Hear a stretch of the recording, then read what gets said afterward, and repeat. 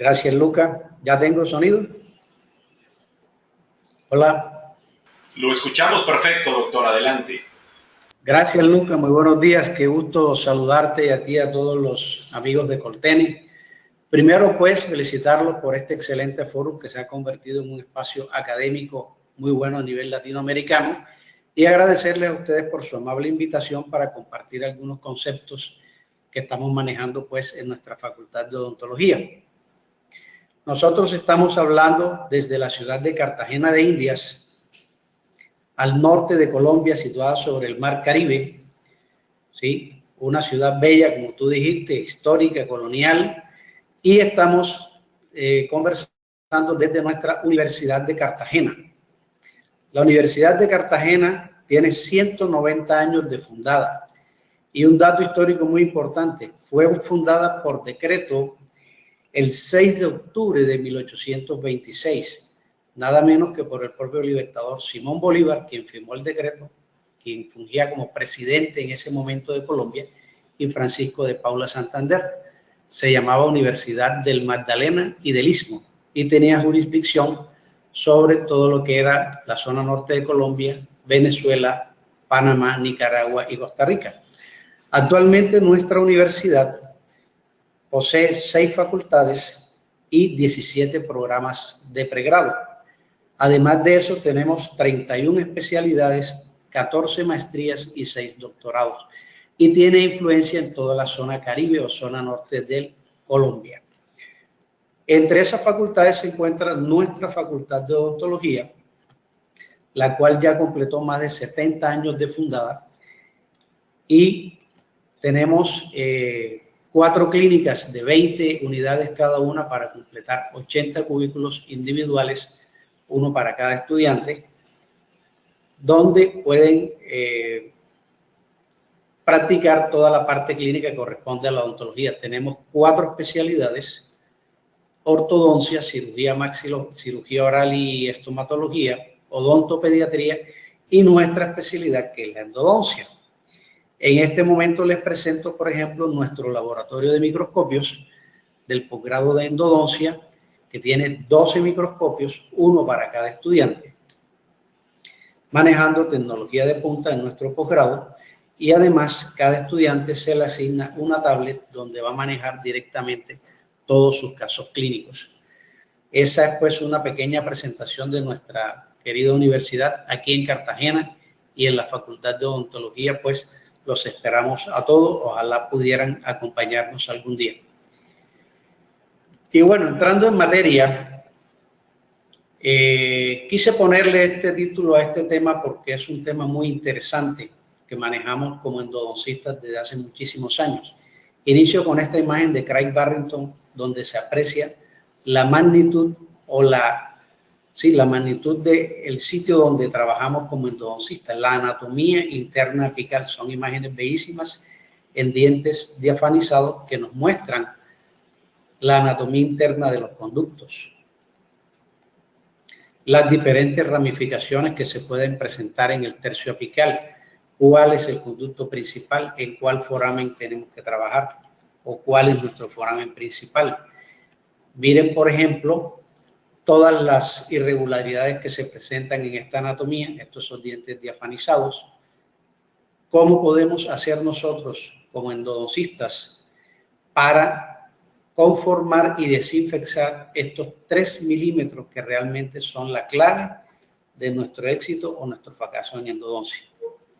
Siempre me gusta presentar esta microtomografía de mi gran amigo Ronald Ordinola, donde nos muestra las irregularidades que se pueden presentar dentro de nuestro sistema de conductos, y nos hace pensar realmente dónde estamos trabajando nosotros como endodoncistas. Todas las salidas, todas las reentrancias que tiene ese conducto, todas las irregularidades, conductos laterales, conductos accesorios. ¿Cómo podemos hacer realmente nosotros para conformar y desinfectar este sistema donde estamos trabajando? No es un tubo liso y directo al ápice, simplemente es un sistema de conducto con todas sus irregularidades que nos presenta un reto inmenso y que es un tema de nunca acabar: cómo vamos a conformar y desinfectar nuestro sistema de conductos. En este video vemos las irregularidades, los deltas apicales, las bifurcaciones, las diferentes ramificaciones que se pueden presentar, sobre todo en nuestro tercio apical, que realmente es la zona crítica de la endodoncia. ¿Cómo podemos hacer nosotros como endodoncistas, por ejemplo, en un caso como este, donde hay un conducto calcificado, para llegar a nuestra zona apical de la mejor forma posible, ampliando todas estas interferencias de manera que podamos tener un control sobre nuestros instrumentos y nos permitan conformar esta región de la mejor manera posible, respetando la anatomía y teniendo la certeza o la tranquilidad de que hemos ampliado y desinfectado tanto en el límite vertical como en el plano horizontal, para que esta endodoncia pueda ser predecible y con resultados favorables en el tiempo. Les voy a robar 2 minuticos simplemente para hacer un poco de historia. Realmente este es un tema que es de mucha importancia en endodoncia y no es nuevo. Conversando con varios colegas me decían, es un tema de nunca acabar. En la primera conferencia internacional de endodoncia que se realizó en Filadelfia, Estados Unidos, en el año de 1953, asistieron los doctores Luis Grossman, Lester Kahn, Ralph Sommer por Estados Unidos, Francisco Pucci por Uruguay, Nigel Osby por Noruega, George Hart por Canadá. Y después de hacer un análisis de todos los conceptos que se estaban manejando hasta ese año, imagínense todo lo que se manejaba hasta 1953, desde el año de 1800, ellos concluyeron en esa conferencia: primero, se debe evitar lacerar los tejidos blandos de la región periapical. Para conseguir esto se debe usar un tope y los instrumentos deben mantenerse dentro del canal radicular. Segundo, la obturación del canal radicular debe sellar el foramen apical, y si el último milímetro apical o el canal presenta tejido vital o sano, la obturación debe terminar a este nivel en vez del foramen apical. En esa época, hace muchísimos años, muchos no habíamos nacido todavía, ya estábamos manejando estos conceptos de mantenernos dentro del conducto radicular y respetar los tejidos vitales de la región periapical. Los estudios de Guido Fischer, por ejemplo, en 1907, ya nos mostraba ramificaciones simples o laterales dentro de la dentina, sistemas de conducto intercomunicados, islas de tejido duro dentro del canal radicular, y lo llamó canal system o sistema de canales. Desde esa época ya estamos viendo las múltiples foraminas que se puede presentar en nuestro tercio apical.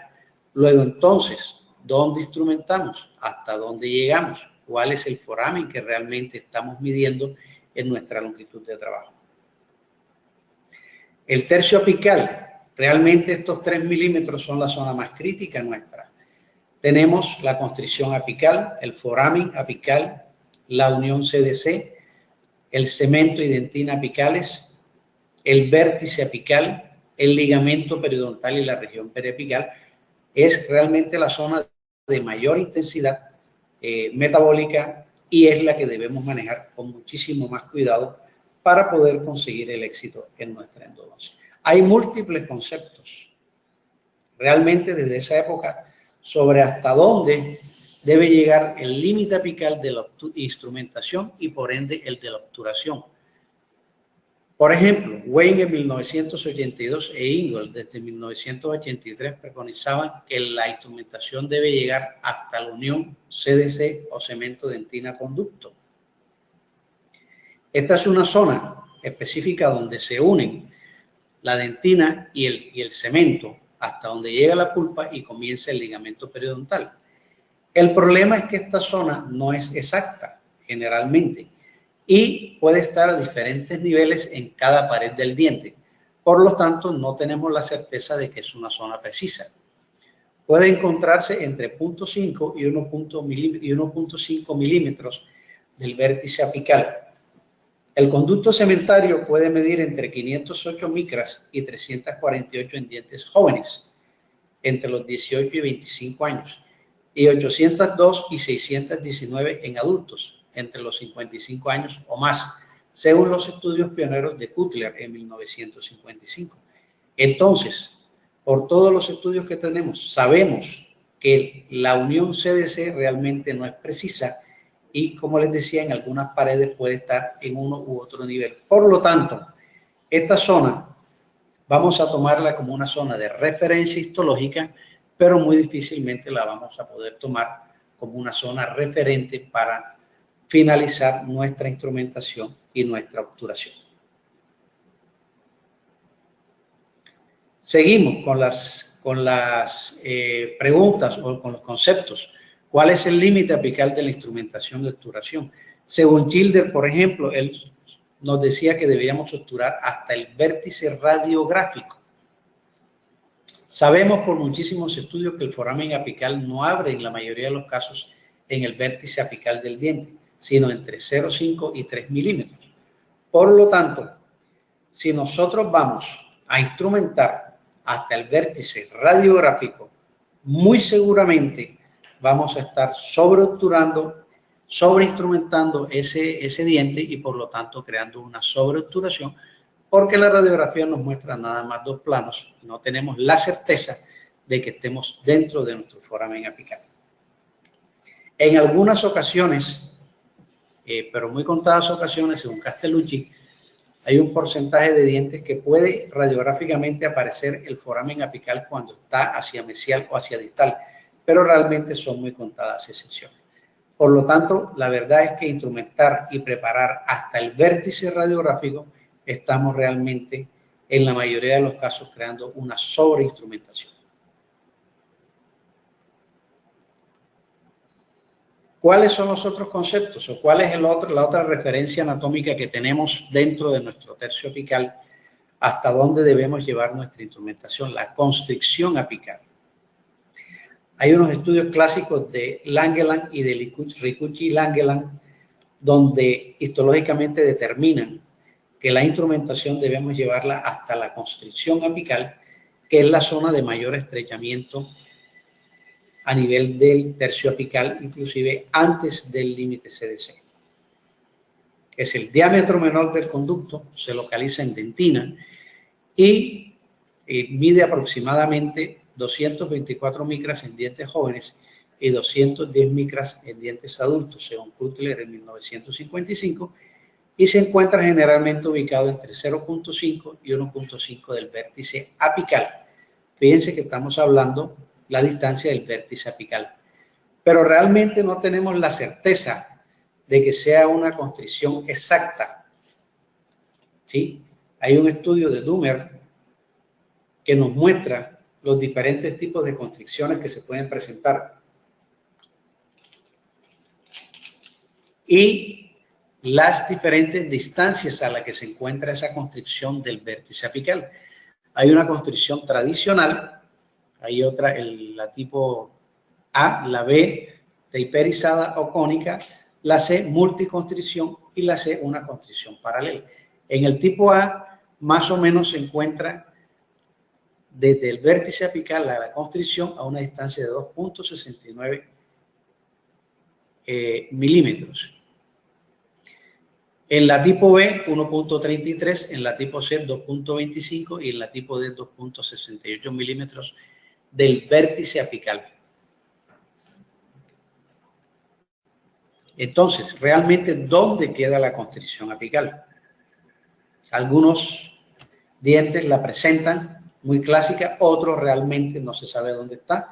En otros tenemos multiconstricciones y no sabemos cuando colocamos el localizador apical exactamente dónde estamos colocándolo, si es en la primera o es en las siguientes constricciones. Sin embargo, es una excelente referencia que podemos tener para tomar la longitud de trabajo. Vamos a mirar un poco la literatura. Con base en la constricción apical, por ejemplo, en el año 1989 hay autores que sugieren pasar la constricción apical, como el doctor Buchanan, que presentó el concepto de patency o lima de pasaje, la cual es una lima K flexible de pequeño calibre y se pasa suavemente a través de la constricción apical sin ampliarla, con el objeto de permeabilizar el foramen y evitar taponamientos de este. Y, según él, puede realizar una mejor instrumentación y controlar mejor la obturación de este sistema de conductos. En un estudio de Kai-Te Liu en el Journal of Endodontics, hicieron una investigación en 53 facultades de odontología en Estados Unidos y el 50% enseña alguna forma de patency o lima de pasaje en sus programas de pre y posgrado.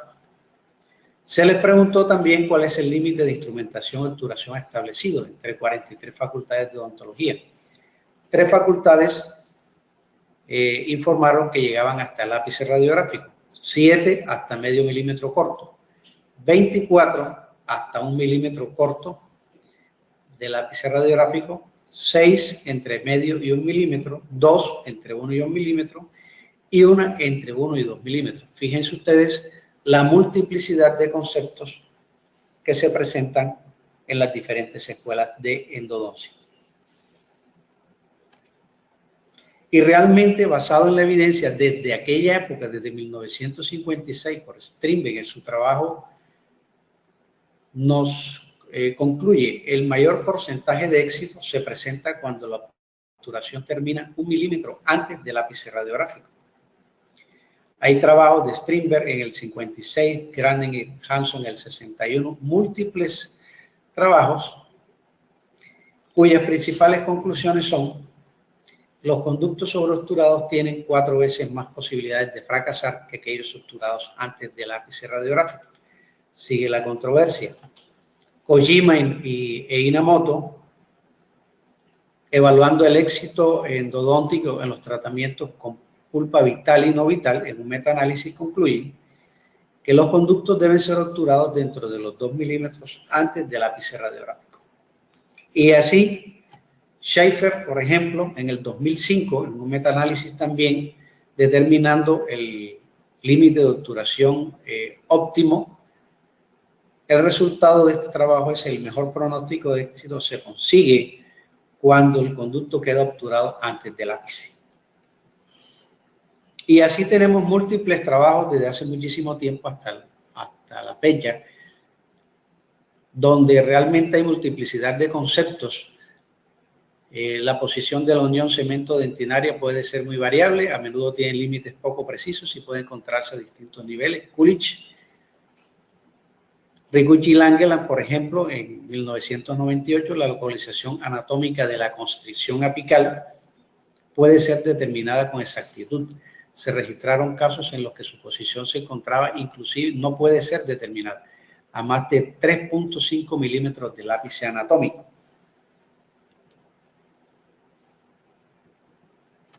Cutler en sus estudios determinó que el límite CDC estaba ubicado en relación al vértice radiográfico a un promedio de 0.52 milímetros entre los 18 y 25 años y esta aumenta a un promedio de 0.63 milímetros a partir de los 55 años. ¿Por qué? Porque el conducto cementario va aumentando con la edad por la posición continua del cemento. En raíces con curvatura, el foramen apical no coincide con el vértice anatómico de la raíz y puede estar desplazado entre 1 a 3 milímetros con respecto a este vértice anatómico. Si la salida del conducto no se produce en el ápice anatómico, sino en una posición lateral, siempre podrá identificarse radiográficamente cuando esta salida sea hacia mesial o hacia distal, lo que ocurre en un 40% de los casos, en los estudios de Castellucci. Luego, entonces, ¿dónde termina el radicular y dónde comienza el periodonto? ¿Hasta dónde debemos llegar? ¿Hasta la constricción apical, hasta el foramen o hasta el límite CDC?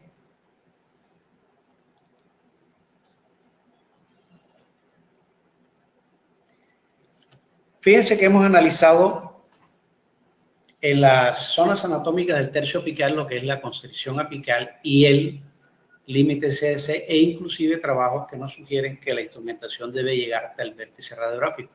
Pero realmente tenemos una zona anatómica más estable, la cual es el foramen apical. El foramen apical, según Cutler, es una circunferencia en forma de cráter o túnel que diferencia la terminación del conducto cementario de la superficie exterior de la raíz. Esta es una imagen de Fernando Goldberg de 2002.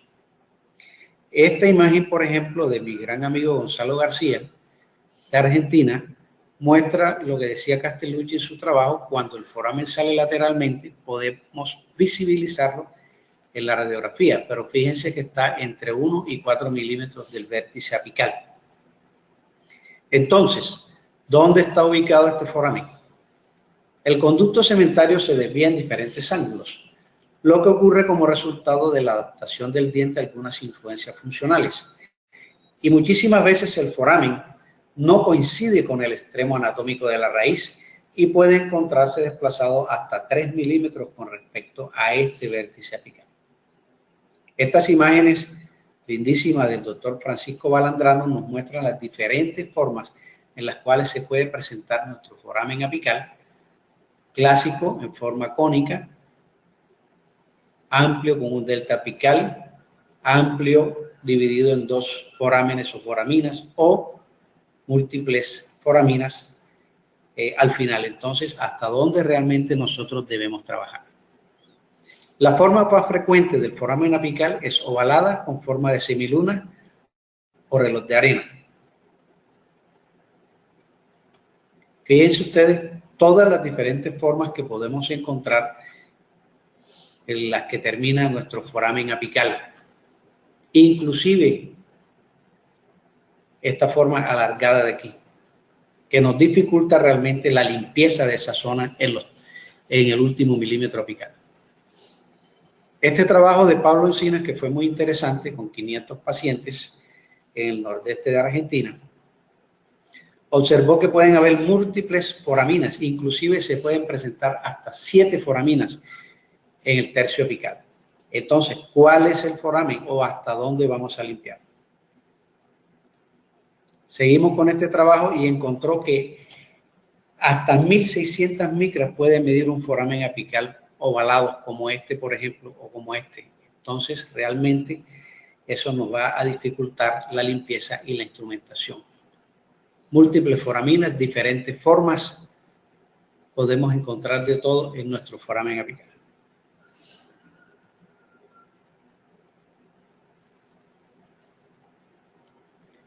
¿Cuál es el diámetro de ese foramen? ¿Hasta dónde debemos instrumentar? ¿O cuál es la lima que va a ajustar en ese foramen apical? Generalmente un foramen tiene un promedio entre 200 y 300 micras de diámetro. Por lo tanto, debemos iniciar con una lima que ajuste en ese foramen apical. Y en este trabajo de Wu, independientemente del diámetro del foramen, él midió los diámetros de los conductos a 1 milímetro. Y encontró que en los incisivos centrales a 1 milímetro miden 0.34 milímetros, el incisivo lateral 0.45, el canino 0.31, el premolar 0.37, MB1 y MB2 0.19, disco vestibular 0.22 y palatino 0.33 milímetros en los dientes superiores. En los dientes inferiores 0.37 milímetros en los centrales, 0.37 en los caninos, 0.37 en el lateral, 0.35 milímetros en el premolar, 0.40 en el mesio bucal o mesio vestibular de los molares inferiores, 0.38 en los mesiolinguales y 0.46 milímetros en los distales. ¿Por qué traigo a colación todos estos datos? Porque es muy importantísimo tener en cuenta estudios basados en la evidencia que nos muestran las diferentes distancias a las que se encuentran tanto la constricción apical, la amplitud de los conductos a 1 milímetro del foramen y el diámetro más o menos o más común del foramen. Entonces, ¿hasta dónde debemos instrumentar? Hay escuelas inclusive que pregonan o preconizan instrumentar el propio foramen apical, pero hay trabajos también que nos dicen, como este de Coldero, que realmente no hay una diferencia significativa en la reducción de bacteria intracanal cuando se instrumentó o no se instrumentó el foramen apical. La clave es realizar una correcta preparación, una correcta conformación, una correcta desinfección del canal radicular principal y así minimizamos la bacteria y podemos conseguir resultados más favorables. En este trabajo de Wu, por ejemplo, que es el mismo que estábamos mirando, no concluimos que la instrumentación no debe sobrepasar el foramen apical. Bien, teniendo en cuenta lo que hemos analizado, constricción apical, distancia de la constricción apical del vértice apical hasta la constricción, distancia del límite CDC, aumento permanente del conducto cementario, podemos inferir que realmente la referencia anatómica más estable que tenemos, y eso pues teniendo en cuenta los diferentes conceptos, la referencia anatómica más estable que tenemos definitivamente es el foramen apical. Sí, la zona más estable y más precisa de hallar e inclusive de controlar. Si utilizamos un muy buen localizador foraminal y lo sabemos manejar bien y conocemos muy bien la anatomía interna dental, podemos tener la tranquilidad o tener la referencia cuando nuestro localizador llegue a foramen 0. Entonces sugerimos tomar el foramen como referencia y trabajar con el localizador a foramen 0 menos 1 milímetro, lo cual nos da la certeza de estar dentro del conducto y a una distancia suficiente para conseguir la desinfección necesaria para que el organismo pueda reparar por sí solo, teniendo en cuenta todas las referencias anatómicas, teniendo en cuenta las diferentes escuelas, si usamos lima de pasaje, si no usamos lima de pasaje. Realmente hay trabajos que nos indican que no hay ningún tipo de problema si usa lima de pasaje en cuanto al control del dolor, pero también hay trabajos que nos indican que si no la usas también podemos tener éxito en nuestra endodoncia. Por lo tanto, nuestras sugerencias están muy respetuosamente. Foramen 0 menos 1 milímetro. ¿Hasta dónde en el plano vertical vamos o estamos trabajando en este momento? En cuanto a hasta cuánto podemos ampliar ese conducto en el plano horizontal para permitir que nuestro instrumento llegue a nuestra longitud de trabajo, vamos a analizar ciertos conceptos y cierta evidencia científica. Por ejemplo, hay un trabajo muy importante que se ha convertido en un clásico, que es este de Of Peters, Effects of Fornity Preparation Techniques on Root Canal Geometry, donde él hace una microtomografía antes de preparar el diente, antes de instrumentarlo, que son los dientes en color verde. Después de conformados los conductos, realiza otra microtomografía, que son los dientes en color rojo, y posteriormente superpone las imágenes. ¿Y qué encuentra el doctor Peters en este estudio? Que hasta un 35% de la superficie del canal radicular queda sin ser tocada por los instrumentos. Luego, entonces, ¿cómo estamos haciendo nuestra conformación si quedamos con tejido vital o tejido necrótico o bacterias adheridas a las paredes del conducto? Hay otro trabajo muy interesante de Frank Paquet en el 2009, donde toma varios premolares y hace el mismo trabajo, hace la microtomografía antes de instrumentarlo, después de preparados, toma la otra microtomografía y posteriormente superpone las imágenes. ¿Y qué estamos viendo? Que la mayor parte de los sismos y deltas apicales se han llenado con material radiopaco. ¿Qué significa esto? Que parece que es tejido duro acumulado en las irregularidades del conducto, de los conductos y en los sismos. ¿Qué significa esto? Que inmediatamente nosotros cortamos con nuestras limas, se va a producir lo que se llama un barro dentinario, smear layer, que a pesar de que vayamos retirándolo o eliminándolo durante la irrigación o en los sistemas que se viene pegado ese barro dentinario smear layer, hay una parte de ese barro dentinario que se acumula o que se compacta dentro de las irregularidades del conducto.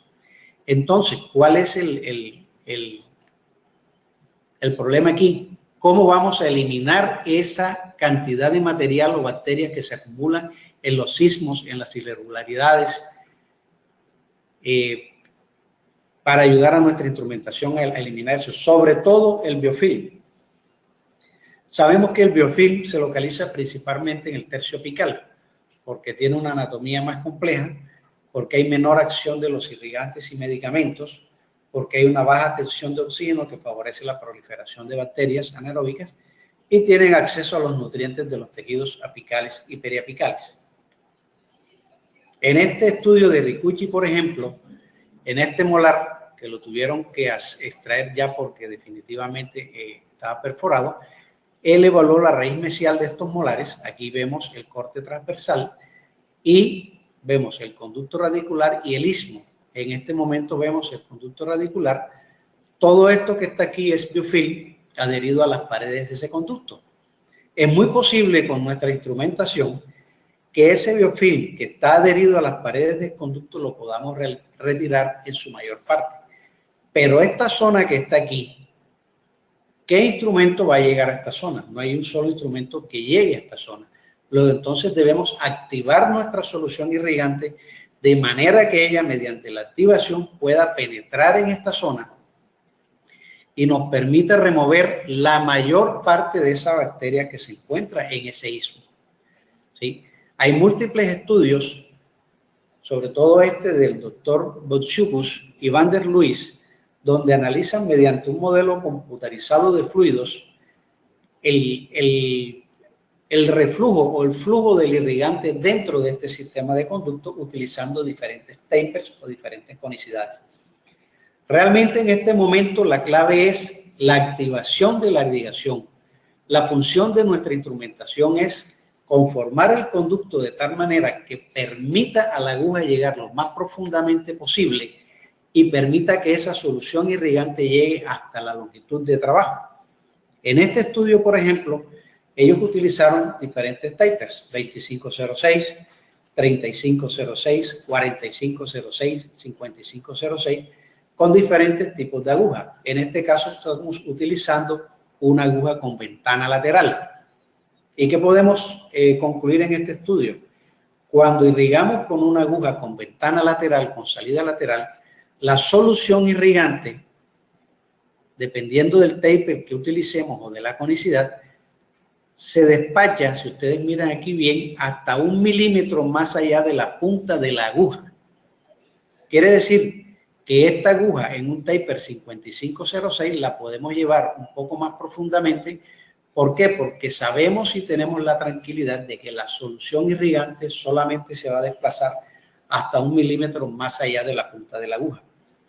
Cuando hacen el estudio con agujas con punta abierta, son calibre 27, con punta abierta, en las preparaciones con mayor taper, vemos que la solución irrigante viaja o se despacha hasta 2 y 3 milímetros más allá de la punta de la aguja. ¿Qué quiere decir esto? Que cuando vamos a trabajar con este taper, ¿sí?, debemos tener en cuenta que ella viaja hasta 3 milímetros más allá de la punta de la aguja. Por lo tanto, debemos colocar nuestra punta de la aguja entre 4 y 5 milímetros con mucho cuidado para poder servir la solución irrigante. Es importantísimo cuando hacemos la conformación crear una conicidad tal de manera que nuestra aguja quede floja dentro del conducto, que entre suavemente y salga, nunca que se trabe, porque si se traba y servimos la solución, podemos mandar líquido o solución irrigante a través del foramen. La aguja debe entrar holgada de manera que haya un reflujo permanente de solución irrigante y se pueda producir lo que llamamos el shear stress o estrés de corte, que es la presión que ejerce el líquido sobre las paredes del conducto para remover los detritus o bacterias que se encuentran adheridas a esas paredes. Debe haber un reflujo permanente de solución irrigante que nos permita colocar nuestra aguja lo más apicalmente posible, minimizar el riesgo de obstrucción, pero que al mismo tiempo ese flujo remueva las bacterias o restos de debris o detritos que se encuentren adheridos a ese canal radicular o a esas paredes del conducto radicular. Para eso debemos remover las interferencias cervicales. Realmente no vamos a tratar de llegar directamente al tercio apical con nuestra lima inicial. ¿Por qué? Porque vamos a tomar una conductometría errada en caso de que consigamos llegar a este tercio apical. Mientras que si quitamos las interferencias del tercio cervical y medio, nosotros podemos ir ampliando ese conducto, ¿sí? Al mismo tiempo que vamos quitando las interferencias, vamos haciendo un preflaring, vamos disminuyendo bacterias, vamos permitiendo que nuestra solución irrigante fluya mejor en el tercio cervical y medio y finalmente podemos dedicarnos con toda tranquilidad a nuestro tercio apical. Conseguimos un acceso en línea recta a nuestro tercio apical y podemos prepararlo con toda tranquilidad. El acceso en línea recta nos va a mejorar las posibilidades de limpieza mecánica y como resultado vamos a incrementar la posibilidad de remover el biofilm y llegar a las capas bacterianas más profundas. Otro tema que tenemos en cuenta durante la irrigación es la famosa Vapor Lock o burbuja de gas. Este es un video de del máster de endodoncia de la Universidad Europea de Madrid, donde ellos en este trabajo con dientes diafanizados demuestran, teniendo la solución, cómo se forma la burbuja de gas o Vapor Lock, que impide que nuestra solución irrigante con jeringa llegue hasta la longitud de trabajo y por lo tanto no podemos remover esta burbuja y ella no llega hasta allá. Sin embargo, en este mismo trabajo se muestra que irrigando con ultrasonido piezoeléctrico podemos realmente romper esa burbuja de gas o Vapor Lock y permitir que nuestra solución irrigante llegue a nuestra longitud de trabajo.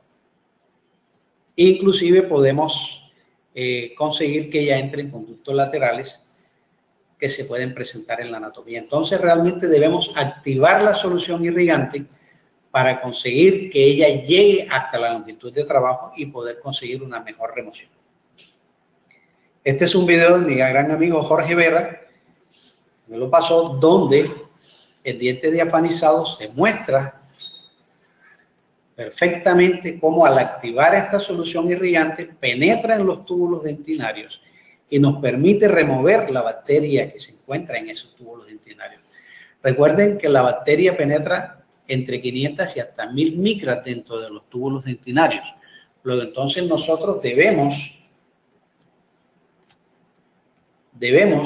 ampliar lo suficiente nuestra conformación de manera que le permitamos al hipoclorito penetrar en esos túbulos. El hipoclorito de sodio penetra hasta 300 micras dentro del túbulo dentinario. Mientras nosotros hagamos una preparación más cónica y cortemos un poco mejor, más profundamente dentro de esos túbulos, podemos permitir que ese hipoclorito penetre y remover la mayor cantidad de bacterias. Realmente no las vamos a remover todo, pero sí debemos permitir que el organismo repare por sí solo, haciendo una preparación cónica continua que nos permita, insisto, que la solución irrigante llegue hasta la longitud de trabajo y así podamos remover la mayor cantidad de bacterias y crear en ese tercio apical un ambiente propicio para obturarlo y minimizar cualquier tipo de infección que se pueda presentar en este tercio apical. Entonces, de acuerdo con la evidencia que estamos manejando y con los últimos trabajos de investigación y además la experiencia clínica, podemos concluir realmente que debemos iniciar con una técnica de ampliación cervical que nos permita crear una conicidad suficiente en el tercio apical, en el tercio medio cervical, entre 6 y 8%. En el tercio cervical entre 8 y 12, en el tercio medio entre 6 y 8%. Y según los estudios de Bonciucus, llevarlo mínimo a un calibre 35 en apical, con un taper o conicidad mínimo del 4 al 6%. ¿Para qué? Para permitir que nuestra aguja irrigante llegue hasta 2 o 3 milímetros, dependiendo del tipo de aguja que vayamos a utilizar. Si es aguja con punta abierta, hasta 3 o 4 milímetros, o si es aguja con ventana lateral, hasta 1 o 2 milímetros de la longitud de trabajo, de manera que nuestra solución irrigante llegue lo más apicalmente posible y nos permita remover la mayor cantidad de bacterias que podamos durante nuestra instrumentación. Antes de hacer una endodoncia, nosotros debemos proyectar nuestro tratamiento. ¿Sí? Debemos proyectar nuestro tratamiento y debemos definir realmente hasta dónde vamos a trabajar, teniendo en cuenta la anatomía interna dental. En estos casos, por ejemplo, ¿qué tipo de sistemas de instrumentación vamos a utilizar? ¿Sí? Si nosotros analizamos, por ejemplo, este diente, vemos que son conductos muy calcificados. Si queremos llegar hasta acá, hasta nuestra longitud de trabajo, hasta nuestro tercio apical, debemos proyectar nuestra instrumentación y decidir realmente qué sistema de instrumentación vamos a utilizar que nos permita negociar esa anatomía, primero haciendo una ampliación cervical o preflaring, después hacemos un glide pass, que podemos hacerlo con las limas 1005, en este caso de HyFlex, ¿sí? Y finalmente, utilizando un sistema que nos permita ampliar nuestro tercio apical de manera que podamos negociar todos los conductos que se nos presentan y llegar a una longitud de trabajo predeterminada. Debemos tener en cuenta conocimientos anatómicos, estudios basados en la evidencia sobre hasta dónde en el límite vertical vamos a llegar y hasta dónde en el plano horizontal debemos ampliar nuestros conductos para que nuestra solución irrigante llegue hasta la longitud de trabajo. Podemos utilizar cualquier sistema. Realmente, mientras tengamos en cuenta los conocimientos anatómicos, mientras tengamos en cuenta los conceptos de hasta dónde debemos llegar verticalmente, mientras tengamos en cuenta los conceptos de hasta dónde debemos ampliar en el plano horizontal, nosotros podemos utilizar el sistema de instrumentación que más nos acomode. En este momento hay más de 150 sistemas de instrumentación en el mundo y cada día salen más, tanto rotatorios como reciprocantes. Inclusive debemos estar en la capacidad de utilizar o combinar diferentes sistemas que nos permitan, de acuerdo a la anatomía interna de cada diente, conseguir un mejor resultado.